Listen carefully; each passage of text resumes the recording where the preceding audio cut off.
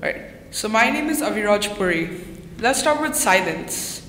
Silence is one of the most precious conditions for humans because it allows us to feel the depth of our presence. This is one of the reasons why the craze of electrical cars has generated lots of enthusiasm among people. For the first time, we could associate the concept of cars with the experience of silence. Cars can finally be quiet. But silence can also be a problem. The absence of sound. In fact, when it comes to cars, it can be quite dangerous. Think of blind people who can't see a car which is approaching, and now if it's electric, they can't even hear it. Or think of every one of us as we're walking around a city. We are absorbed in our thoughts, and we detach from surroundings. In these situations, sound can become our most precious companion. Sound is one of the most wonderful gifts of our universe. Sound is emotion, and sound is sublime.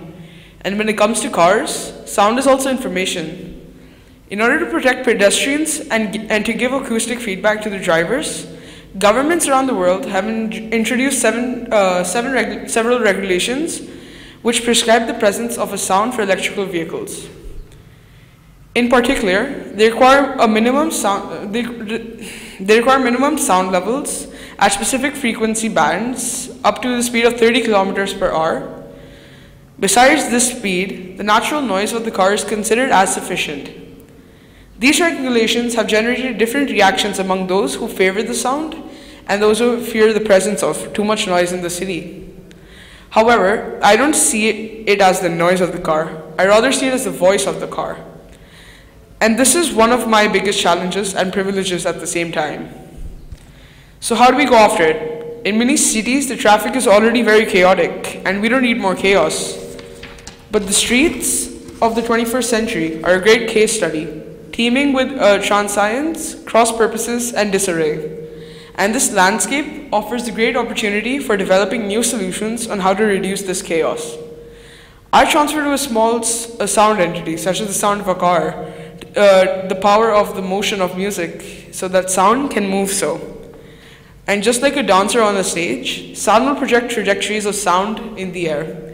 And it's not just about the sound of the car. We all have moments where we want to know who is coming home. So whenever the sound of a non-electrical car, it's a memory of family or friend coming. Right? And sound has the power to create an unexpected sense of wonder, which hypnotizes, and ultimately, sound goes beyond the human condition, because it allows us to transcend. As a second step, we define the sonic variations. Just like humans, where different bodies generate different voices, also different car shapes have different acoustic behavior, which depends on geometry and materials.